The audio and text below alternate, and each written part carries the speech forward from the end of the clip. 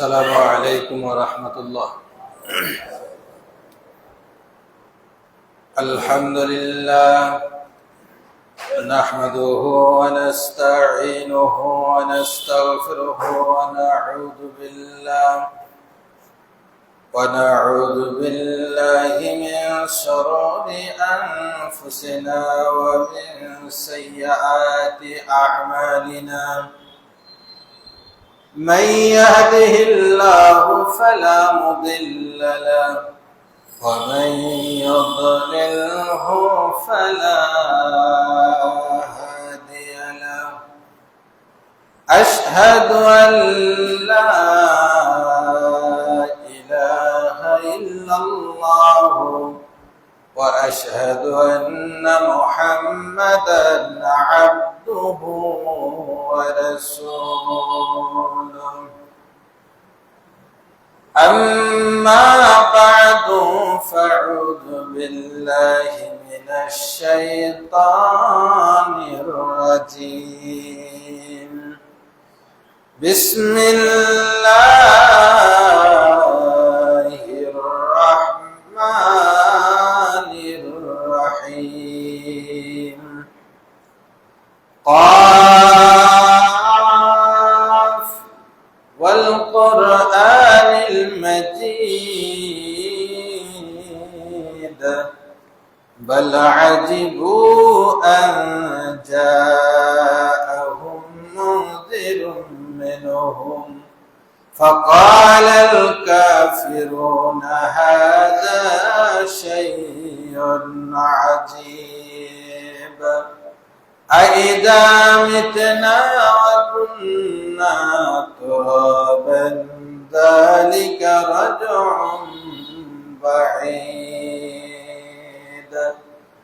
قد علمنا ما تنقص الأرض منهم وعندنا كتاب حفيظ. بارك الله لنا ولكم في القرآن العظيم ونفعنا وإياكم بالآيات وذكر الحكيم. إنه تعالى جواد كريم مالك رؤوف رحيم.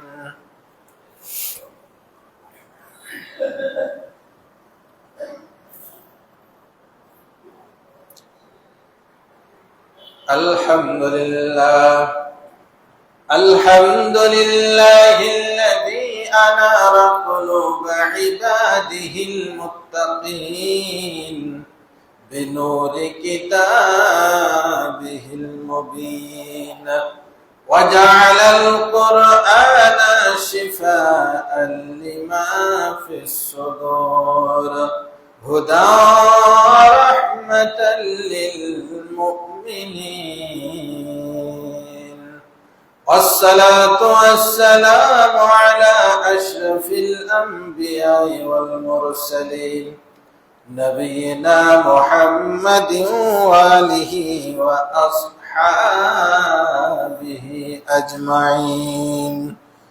وبعد فأعوذ بالله من الشيطان الرجيم.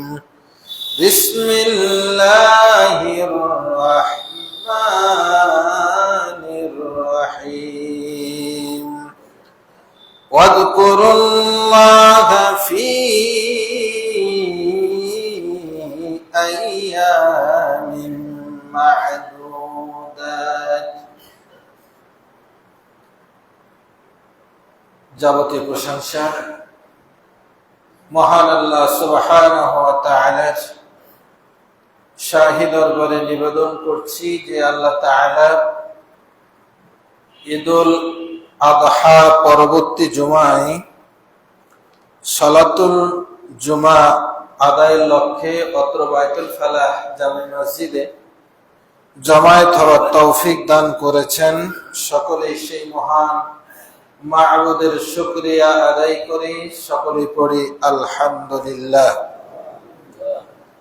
দরুদ পেশ করছি তার ওই প্রেরিত মহামানব বিশ্ব মানবতার মহান শিক্ষক বিশ্বনবী নবী মুহাম্মদুর রাসূলুল্লাহ সাল্লাল্লাহু তাআলা আলাইহি সাল্লাতু ওয়াসসালামের প্রতি সম্মানিত মুসল্লি কিরাম, আমরা বিগত দুইটি জুমায় মাসায়েলে কুরবানি বিষয়ে আলোচনা করেছি। পাশাপাশি ঈদের দিনে আমাদের করণীয় কি এ বিষয়টাও আমরা গত জুমায় আলোকপাত করেছিলাম। আমরা গতকাল ঈদুল আযহা উদযাপন করেছি। আজকে ঈদুল আযহার পরবর্তী দিন মানে 11ই জিলহজ। এই সময়ের জন্য সবচেয়ে গুরুত্বপূর্ণ যেই আলোচনাটি সেটি আজকে উপস্থাপন করব ইনশাআল্লাহ। সেটি হলো আইয়ামে তাশরিক, শিক্ষা ও করণীয়। ঈদুল আযহার পরবর্তী 3 দিনকে বলা হয় আইয়ামে তাশরিক। তো আইয়ামে তাশরিক কি এবং আমাদের করণীয় কি, সময় উপযোগী এই আলোচনাটি কোরআন এবং সুন্নাহর আলোকে আলোকপাত করার চেষ্টা করব ইনশাআল্লাহুল আজিজ। ওমা তৌফিক ইল্লা বিল্লাহ, আলাইহি তাওয়াক্কালতু ওয়া ইলাইহি উনীব। মহান আল্লাহ তাআলা আমাদেরকে এই বিষয়ে আলোচনা করবার, শুনবার, সর্বোপরি সকলকেই আমল করবার তৌফিক দান করুন। সকলে পড়ি আমিন। আইয়ামুত তাশরিক, আরবি ইয়ামুন এর বহুবচন হচ্ছে আইয়াম, মানে দিন সমূহ। আর তাশরিক শব্দের শাব্দিক অর্থ হচ্ছে পূর্বমুখীকরণ, পূর্ব দিকে গমন, গোস্ত রৌদ্রে শুকানো, ঈদের সালাত, এই কয়েকটি শাব্দিক অর্থে তাশরিক শব্দটি ব্যবহৃত হয়। আরবি ডিকশনারিতে আইয়ামুত তাশরিকের যে পারিভাষিক সংজ্ঞা দেওয়া হয়েছে এভাবে: আইয়ামুত তাশরিক হিয়াল আইয়ামুস সালাসা আল্লাতী তালি ইয়াওমান নাহার। অর্থাৎ আইয়ামুত তাশরিক হলো ওই 3 দিন, যেই 3টা দিন কুরবানির পরের দিনের সাথে যুক্ত। ওয়াকাদ সুম্মিয়াত বিযালিকা লিআন্নান নাসা কানু ইয়াশকুনা ফিহা লুহুমাল আদাহি। আর এই 3টা দিনকে ইয়ামুত তাশরিক নামকরণের কারণ হলো এই 3 দিনে মানুষেরা, মানে রাসূল সাল্লাল্লাহু আলাইহি সাল্লামের জামানার মানুষেরা, তারা কুরবানির গোশত শুকাতো। এখনকার যুগে গোশত শুকানোর পদ্ধতি আমাদের মাঝে নাই। 20 বছর আগেও আমাদের সমাজে কুরবানির গোশত জাল দিয়ে দিয়ে বা চর্বিতে ঢেকে সংরক্ষণ করত। রাসূল সাল্লাল্লাহু আলাইহি সাল্লামের জামানায় গোশতকে শুকায়া শুটকি করে রাখা হতো। এজন্য এই দিনগুলোকে বলা হয় আইয়ামুত তাশরিক। আর চলমান সময়ে আমরা গোশতকে নিজের যে অংশটুকু এটুকু আমরা সংরক্ষণ করি ফ্রিজে, মানে ঠান্ডা করে। যদি ঠান্ডা করার সে সময় প্রচলন থাকতো তাহলে এই দিনগুলোকে বলা হতো আইয়ামুত তাবরিদ, মানে ঠান্ডা করণের দিন। কিন্তু যেহেতু সে যুগে ফ্রিজিং ব্যবস্থা ছিল না, রোদ্রে শুকিয়ে মাছের মতো করে শুটকি করে রাখা হতো। এজন্য এই 3টা দিনকে বলা হয় আইয়ামুত তাশরিক। এই আইয়ামুত তাশরিকে আমাদের জন্য কি আমল আইয়ামুত তাশরিকের মেন যে আমলটি বিশেষ করে হাজী সাহেবদের জন্য সেটি হলো আল মাবিত ফি মিনা, মিনায় রাত্রি যাপন করা। এরপরে রামিউল জামারাত আস-সালাস বা'দা যাওয়াল, সূর্য ঢলে যাওয়ার পরে 3টি জামারায় কঙ্কর নিক্ষেপ করা। এরপরে ইয়াজুজুত তাহাজ্জুল ফি ইয়াউমুস সানিন আশারা ফায়ানফিরু ফি মিনা ইলা মাক্কাতা মিনাল গুরুব ক্বাবলাল গুরুব সুম্মা ইয়াতুফু তাওয়াফাল ওয়াদা, অর্থাৎ 12তম দিনে মাগরিবের পূর্বেই মক্কায় গমন করা এবং তাওয়াফে বিদায় অর্থাৎ বিদায়ী তাওয়াফ করা। এগুলো হলো এই আইয়ামুত তাশরিকে যারা হজ্জে গমন করে সেখানে অবস্থান করছেন তাদের জন্য মূল আমল। আর আম সাধারণের জন্য, বিশ্ব মুসলিম বাসীর জন্য আমল কি? এ আমল আল্লাহ সুবহানাহু ওয়া তাআলা কোরআনুল হাকিমের সূরা আল বাকারা 203 নম্বর আয়াতে বর্ণনা করেছেন। আল্লাহ সুবহানাহু ওয়া তাআলা এই আয়াতাংশে বর্ণনা করছেন ওয়াযকুরুল্লাহা ফি আইয়ামিন মা'দুদাত, এই নির্দিষ্ট দিন সমূহে তোমরা আল্লাহ তাআলাকে বেশি বেশি স্মরণ করো। নির্ধারিত দিন সমূহ, নির্ধারিত দিন সমূহ বলতে এই 3 দিন কি বোঝায়? এটি আমার কথা নয়, সহিহ বুখারীর riwayat আন আব্দুল্লাহ ইবনে আব্বাস রাদিয়াল্লাহু তাআলা আনহুমা, আব্দুল্লাহ ইবনে আব্বাস রাদিয়াল্লাহু তাআলা আনহুমা থেকে বর্ণিত, তিনি বলেন আইয়ামুল মা'দুদাত আইয়ামুত তাশরিক, আইয়ামে মা'দুদাত কোরআনের যে আয়াতের অংশ, এই আইয়ামে মা'দুদাত নির্ধারিত দিন সমূহ হলো আইয়ামুত তাশরিক। এই আইয়ামুত তাশরিকে আল্লাহ তাআলা যে নির্দেশনাটি দিলেন, যেই হুকুমটি জারি করলেন, সেটি হলো ওয়াজকুরুল্লাহ, আল্লাহকে স্মরণ করো। আমরা মনে করি ঈদ মানে শুধু আনন্দ, ঈদ মানে শুধু ফুর্তি করা। হ্যাঁ, অবশ্যই ঈদ মানে আনন্দ। সেটা কিসের আনন্দ? আল্লাহ তাআলাকে স্মরণ করার আনন্দ, আল্লাহর কাছ থেকে গুনাহ মাফ করে নেওয়ার আনন্দ। এখানে আল্লাহর নিয়ামত আমরা ভক্ষণ করব, পান করব, তার আনন্দ। কিন্তু এর মানে এই নয় যে আমরা ঈদের দিনে আল্লাহ তাআলা এবং তার রাসূল সাল্লাল্লাহু আলাইহি ওয়াসাল্লামের নীতি আদর্শ বহির্ভূত হারাম অশ্লীল কর্মে নিজেকে আত্মনিয়োগ করে আমরা সেই উল্লাস করব, এই আনন্দ নয়। এগুলো যেগুলো হচ্ছে, এগুলো হলো জাহালাত, এগুলো জাহিলিয়াতের কর্মকাণ্ড। এই জাহিলিয়াতের কর্মকাণ্ডকে নিরুৎসাহিত করে, ডিলেট করে দিয়ে, রহিত করে দিয়ে আল্লাহ রাসূল সাল্লাল্লাহু আলাইহি ওয়াসাল্লাম আগেই বলেছেন ইন্নাল্লাহা ক্বাদ আবদালাকুমুল্লাহু বিহিমা ইয়াউমাল আযহা ওয়া ইয়াউমাল ফিতর। রাসূল সাল্লাল্লাহু আলাইহি ওয়াসাল্লাম যখন মক্কা থেকে মদিনায় হিজরত করেন, মদিনার মানুষেরা বছরে 2টা দিন আনন্দ ফুর্তি করত, গান বাজনা, নৃত্য অনুষ্ঠান, মদ্যপান, এগুলো তারা করত, মেলা করত। তো রাসূল সাল্লাল্লাহু আলাইহি ওয়াসাল্লাম বললেন মা হাদান ইয়াওমান, এই সাহাবীরা এই 2টি দিন কি, কেন তোমরা এমন করছো? সাহাবীরা বললেন এই 2টি দিন এমন দিন যে আমরা জাহিলি যুগ থেকে করে আসছি।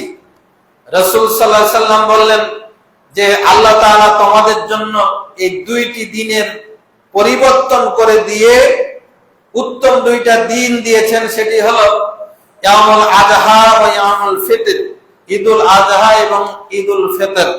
অর্থাৎ এই ঈদুল আযহা এবং ঈদুল ফিতর প্রবর্তনের মাধ্যমে জাহিলি যুগের সকল রেওয়াজ ও রেশমকে ইসলাম নিষিদ্ধ ঘোষণা করেছে।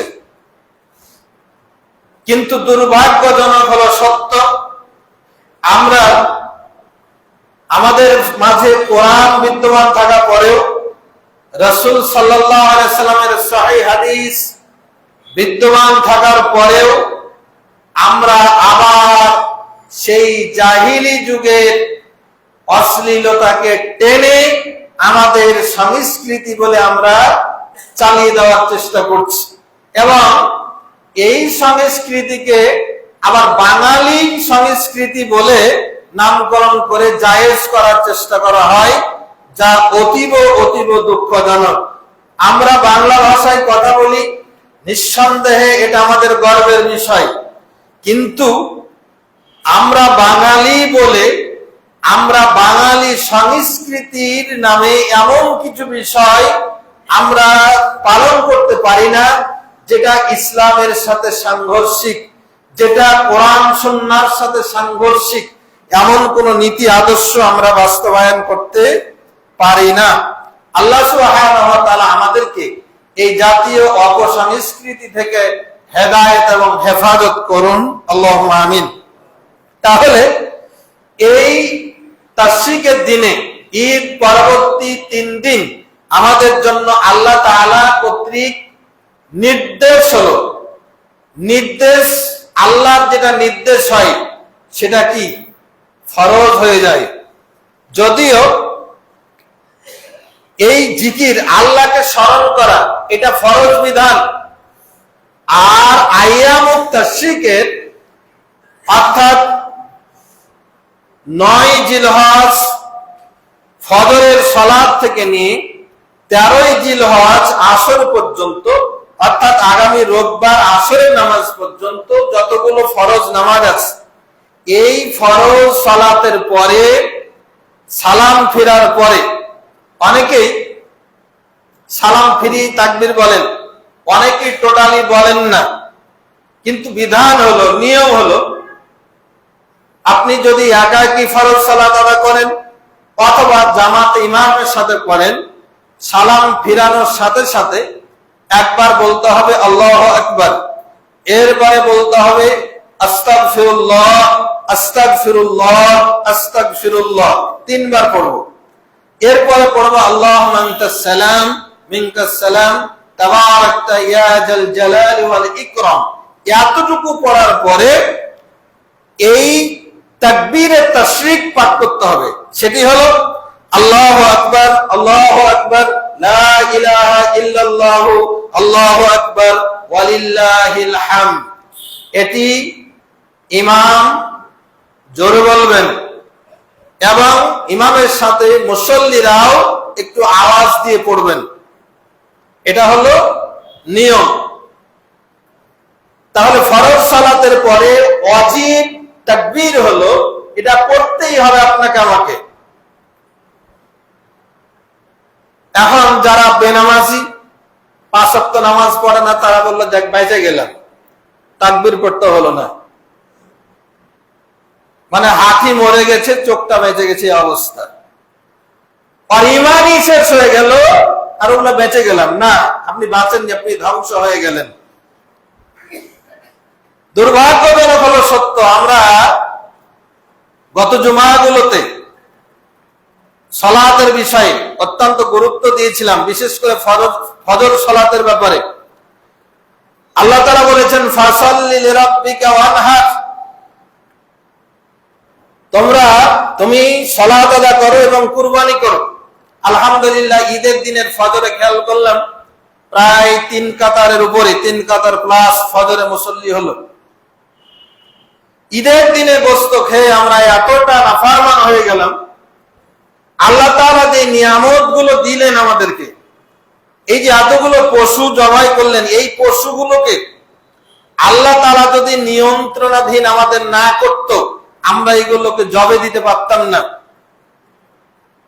এই পশুগুলো ফালাহু আসলিমু, ইসমাঈল আলাইহিস সালামের অনুসরণ করে পশুগুলো আল্লাহর সামনে আল্লাহর জন্য কুরবানি হয়ে যেতে রাজি হয়ে গেলেন। তাদের শরীরে যে শক্তি, সেই শক্তি তারা প্রদর্শন না করে তারা সহজেই আপনার আমার ছুরির নিচে তারা শায়িত হয়ে তাদের জীবন উৎসর্গ করলেন। আর সেই পশুর গোশত আমরা ভক্ষণ করে আমরা এতটা নাফরমান হয়ে গেলাম, এতটা নাফরমান হয়ে গেলাম, এতটা নাফরমান হয়ে গেলাম। ঈদের দিনে প্রত্যেকটি মানুষ ঈদ উপলক্ষে বাড়িতে এসেছেন, গ্রামে এসেছেন, ঈদ করতে ছুটে এসেছেন, সবাই রাত্রিবেলায় বাড়িতে ছিলেন, কিন্তু ফজরের জামাতে এক কাতার মুসল্লি কি করে হলো এটাই আমার বুঝে আসে না। আজকের ফজরের নামাজে মাত্র এক কাতার মুসল্লি, 8-10 জন মিলে শুরু করলাম, টেনে টুনে শেষ করতে এক কাতার হলো। ঈদ উপলক্ষে তো সবাই বাড়িতে ছিলেন।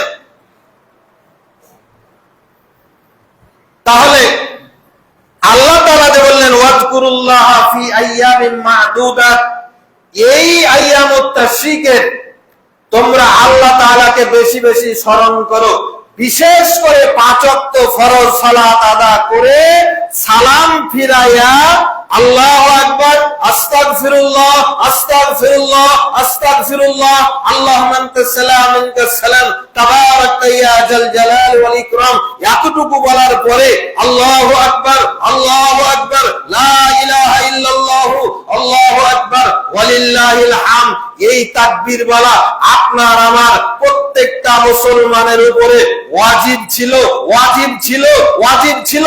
তাকবীরে তাশরিকের দিনের প্রথম ফজর নামাজ যেটা, সেটা দিয়ে আমরা মিস করেছি, ওয়াজিব ত্যাগ করেছি, ফরজে আইন সালাত ত্যাগ করেছি। আপনি কি ভেবে নিয়েছি যে আমার মুসলমানিত্ব, আমার ঈমানিত্ব এখনো বহাল আছে?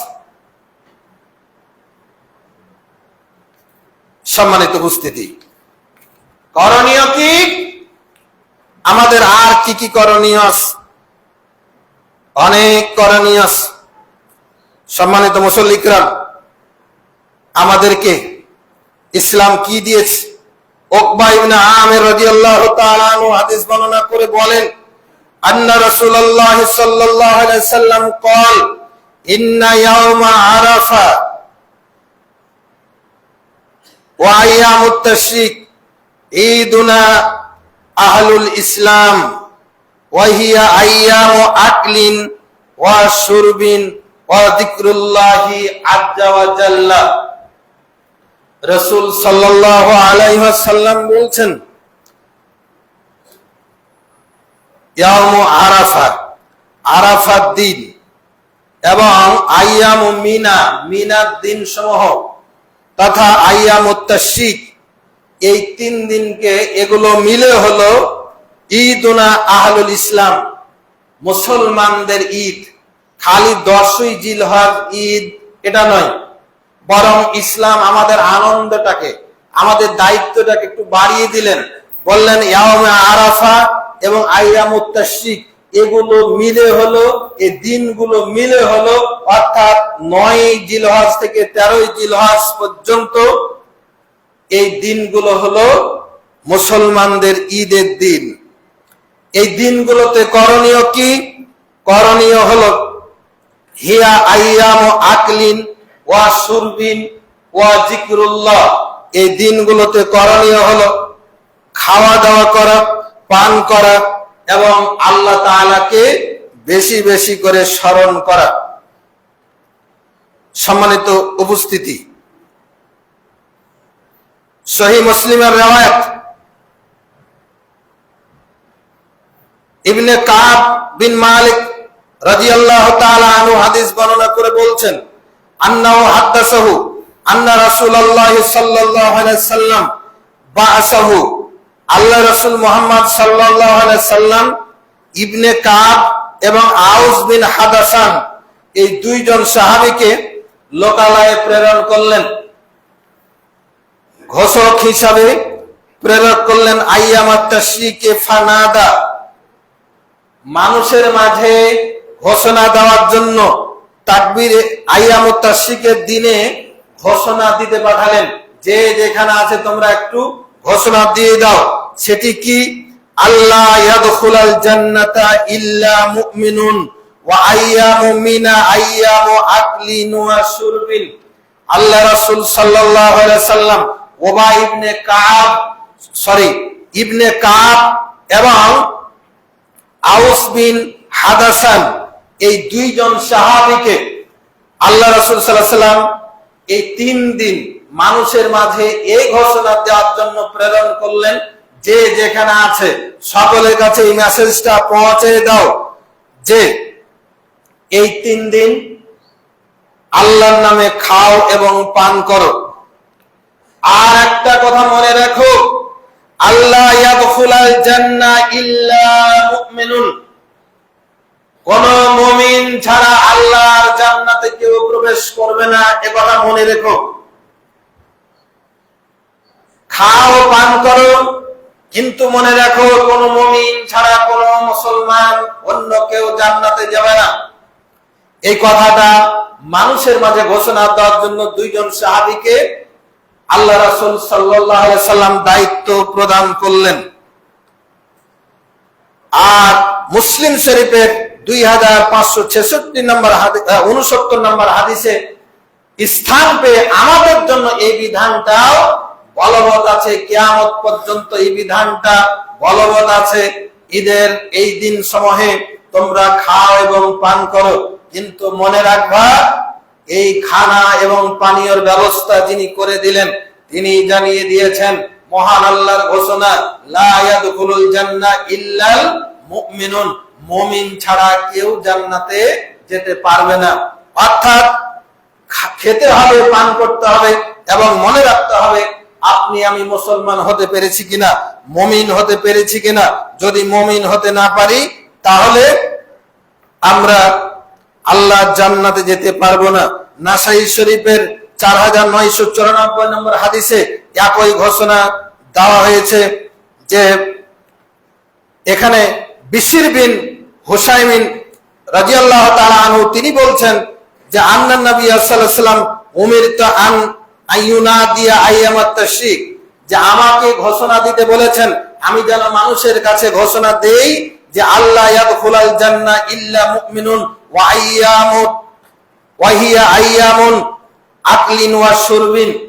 আগের হাদিসে দুইজন সাহাবীকে দায়িত্ব দিলেন, আর এই হাদিসে বিশির রাদিয়াল্লাহু তাআলা আনহুকে দায়িত্ব দিলেন, বললেন এই তাশরিকের দিনে মানুষজনকে ঘোষণা দিয়ে দাও এই ঈদের দিন সময়ে খাও আর পান করো, তবে মনে রাখবা মুমিন না হলে কিন্তু জান্নাতে যেতে পারবে না। ইবনে আব্বাস রাদিয়াল্লাহু তাআলা আনহুমা থেকে আরেকটি হাদিস বর্ণিত আছে, বায়াসান নবী সাল্লাল্লাহু আলাইহি সাল্লাম আবু বকর, আল্লাহ নবী সাল্লাল্লাহু আলাইহি সাল্লাম নবম হিজরিতে আবু বকর রাদিয়াল্লাহু তাআলা আনহুকে আমিরুল হজ করে হজ্জে গমন করলেন। সাহাবীদের একটা কাফেলা নিয়ে মদিনা থেকে হজ করতে পাঠালেন, আর এই কাফেলার লিডার ছিলেন, মুআল্লিম ছিলেন সাইয়্যিদনা আবু বকর রাদিয়াল্লাহু তাআলা আনহু। ওয়া আমারাহু আন ইউনাদিয়া বিহাউলাইল কালিমাত, এবং তাকে নির্দেশ দিলেন কিছু কালেমা, কিছু ঘোষণা মানুষদের সামনে প্রচার করার দায়িত্ব দিলেন। সুম্মাতবাহু আলিয়ান, এরপরে আলী রাদিয়াল্লাহু তাআলা আনহু আবু বকর রাদিয়াল্লাহু তাআলা আনহুকে সাহাবীদের কাফেলা দায়িত্ব নিয়ে পাঠালেন। তারা চলে গেল, চলে যাওয়ার কিছুক্ষণ পরে আলী রাদিয়াল্লাহু তাআলা আনহুকে আবার বাড়তি কিছু মেসেজ দিয়ে পরে প্রেরণ করলেন। ফাবাইনামা আবু বকর ফি বাজিত তরিক, এরপরে আবু বকর রাদিয়াল্লাহু তাআলা আনহু একটা রাস্তায় গমন করছিলেন, ইজসামিয়া রোগানাকাতি রাসূলুল্লাহি সাল্লাল্লাহু আলাইহি সাল্লাম, আবু বকর রাদিয়াল্লাহু তাআলা আনহু দেখছেন যে রাসূল সাল্লাল্লাহু আলাইহি সাল্লামের উটনির আওয়াজ তিনি শুনতে পেলেন।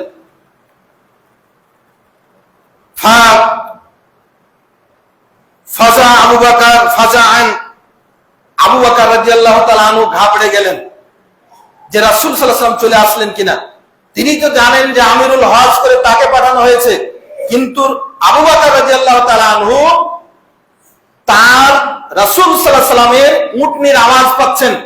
তার মানে তিনি ভাবলেন যে রাসূল সাল্লাল্লাহু আলাইহি সাল্লাম আবার আমাদের সাথে যুক্ত হলেন। এরপরে ফাইজা হুয়া আলী, এরপরে দেখলেন যে না, রাসূল সাল্লাল্লাহু আলাইহি সাল্লাম আসেননি। রাসূল সাল্লাল্লাহু আলাইহি সাল্লাম তার নিজের উট আলী রাদিয়াল্লাহু তাআলা আনহুকে দিয়েছেন, আলী রাদিয়াল্লাহু তাআলা আনহু রাসূল সাল্লাল্লাহু আলাইহি ওয়াসাল্লামের উটে চড়ে কাফেলার সঙ্গে যুক্ত হয়েছেন।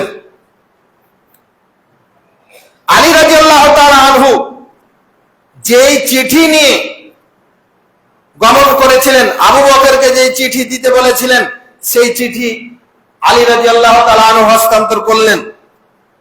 ফানতালাকা ফাহাজ্জা, আবু বকর এবং আলী রাদিয়াল্লাহু তাআলা আনহু উভয়ই তারা গমন করলেন এবং হজ সম্পাদন করলেন।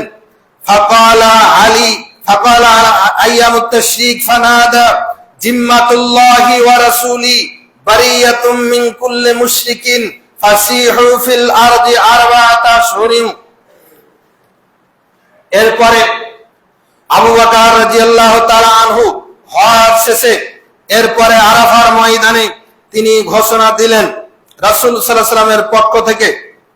সেটি কি? জিম্মাতুল্লাহি ওয়া রাসূলি বারিয়াতুম মিন কুল্লি মুশরিক। মুশরিকদের সাথে কোন মুসলমানের সম্পর্ক থাকতে পারে না। মুসলমানের সাথে কাফির মুশরিকদের যে আত্মিক সম্পর্ক, অন্তরঙ্গ সম্পর্ক, বন্ধু প্রতিম সম্পর্ক, এই সম্পর্ক ডিলিট করে দেওয়া হলো, আর কোন সম্পর্ক থাকবে না। ওয়ালা ইয়াহুজ্জান্না বাদাল আমি মুশরিকুন, মুশরিকরা শুনে রাখো, আজকের দিনের পরে, এই নবম হিজরির পরে আর কোন মুশরিক হজ করতে আসতে পারবে না।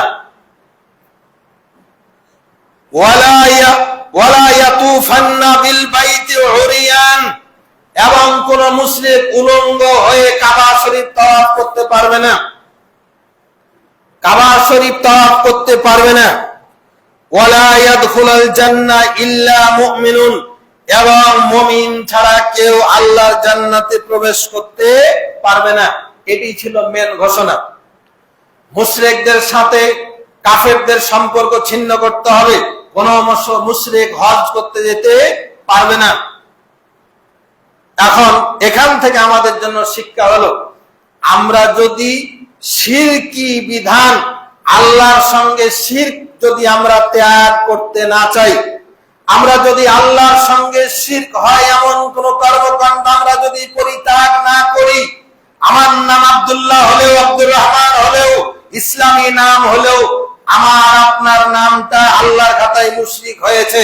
সুতরাং শিরক যদি বর্জন করার যদি ইচ্ছা না থাকে, এরাদা না থাকে, বরং যদি মনে করি এই শিরকটাই আমাদের সংস্কৃতি, এই শিরকটাই হলো আমাদের ইতিহাস, ঐতিহ্য, আমাদের চেতনা, তাহলে আপনার আমার জন্য ঘোষণা হলো আপনি কাবা শরীফে যাওয়ার অযোগ্য।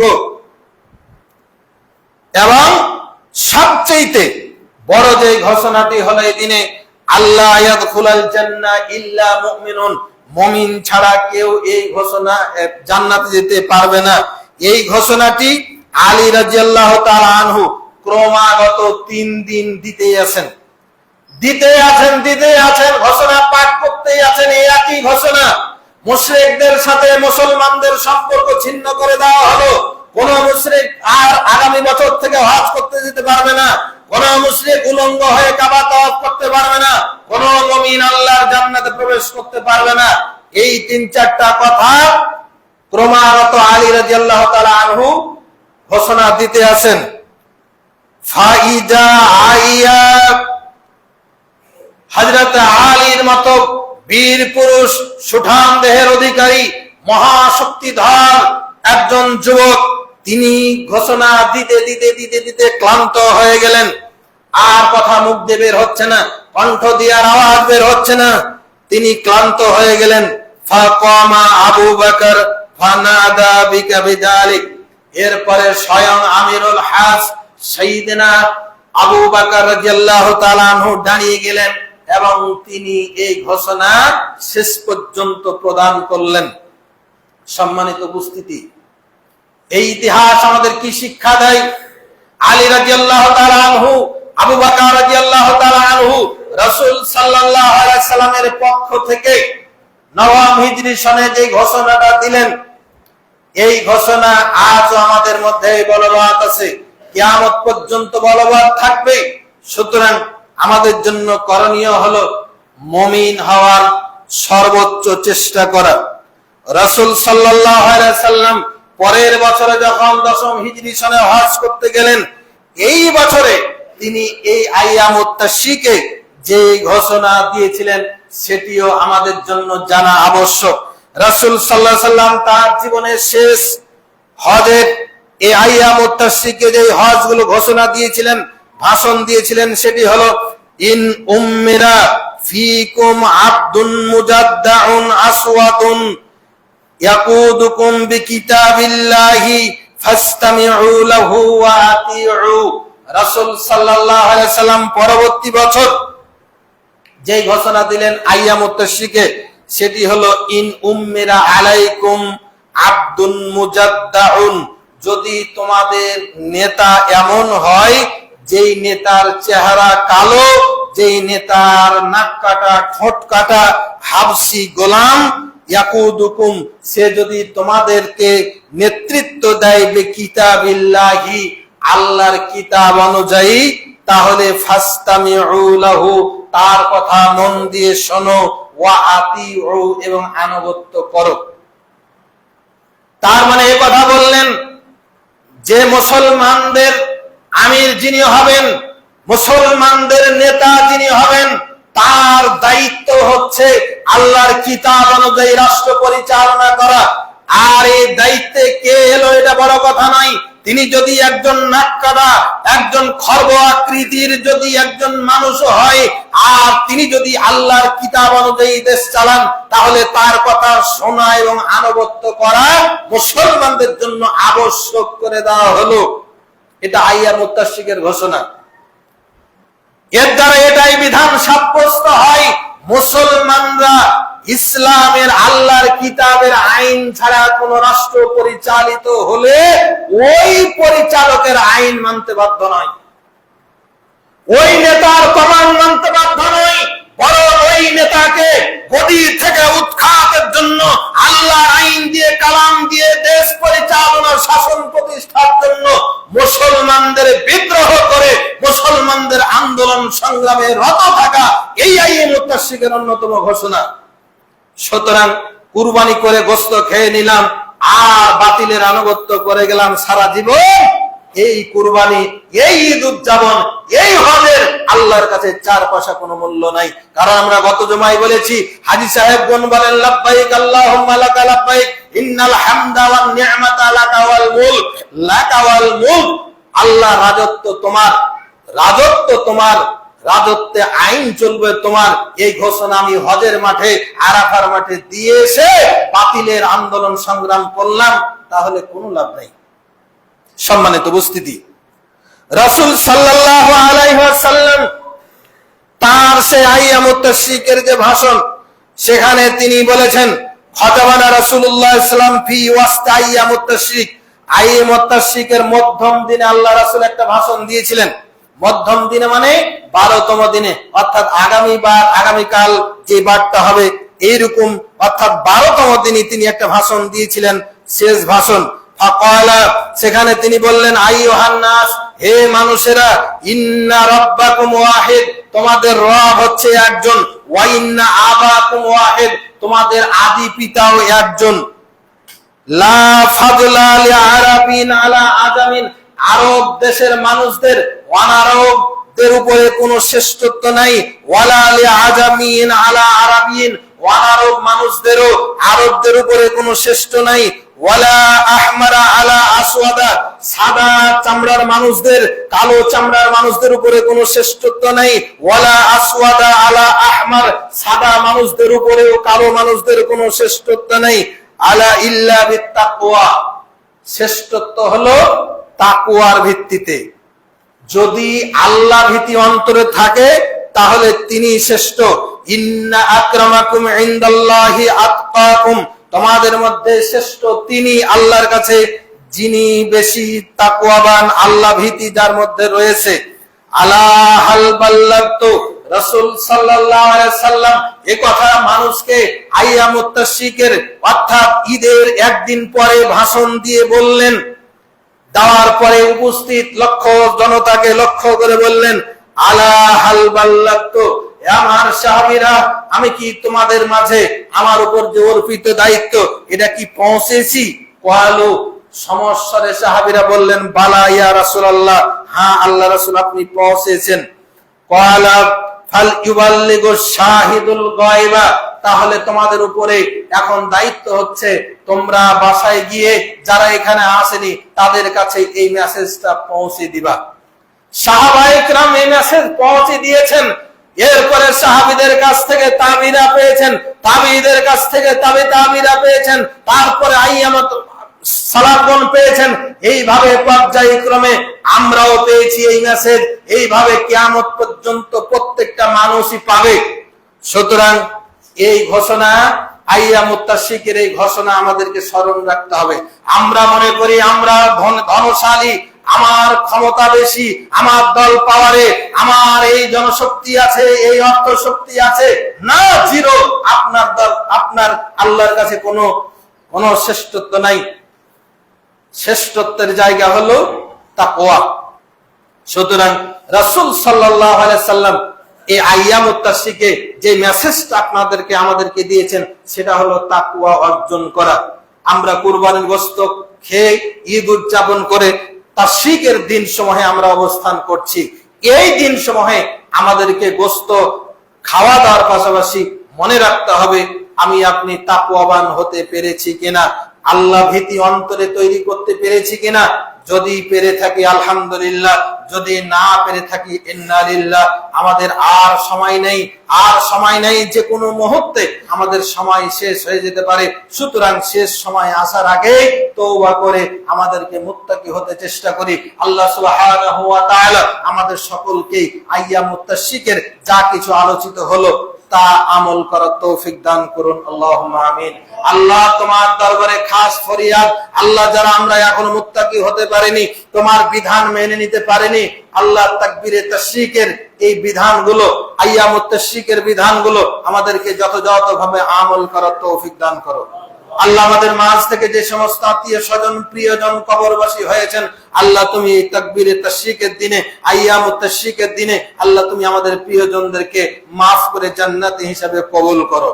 আল্লাহ আমাদেরকেও যখন দুনিয়া থেকে নিবা, আল্লাহ তুমি আমাদেরকে ইমানদার হিসাবে, মুত্তাকি হিসাবে কবুল করিও। আল্লাহ বাইতুল ফালাহ জামে মসজিদকে তুমি কবুল করো। এখানে যারা দান করেছেন, করছেন, করবেন, আল্লাহ সবার দানকে তুমি কবুল করো। আল্লাহ এই মসজিদে যে যেভাবে পারে দান করে, আল্লাহ অনেকেই টাকা দেয়, অনেকেই অনেক কিছু শ্রম দেয়। অনেক দোকানদার আছে প্রয়োজনীয় জিনিসপত্র কিনতে গেলে তারা টাকা নেন না।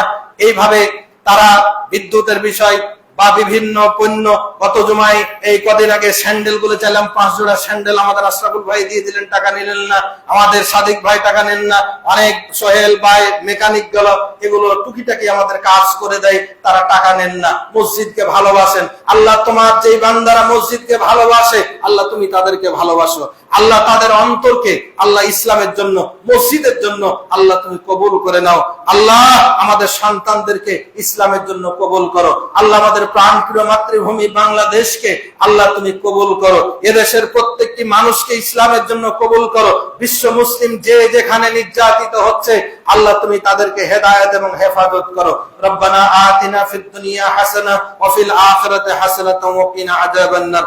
ربنا فاغفر لنا ذنوبنا وكفر عنا سيئاتنا وتوفنا مع الأبرار. اللهم اغفر لنا ولوالدينا ولجميع المؤمنين والمؤمنات. اللهم انصر الإسلام والمسلمين. اللهم اغفر الإسلام والمسلمين خاصة في بلادنا بنغلاديش، خاصة في بلادنا بنغلاديش، خاصة في بلادنا بنغلاديش. سبحان ربك رب العزة عما يصفون وسلام على المرسلين والحمد لله رب العالمين. قوموا للصلاة.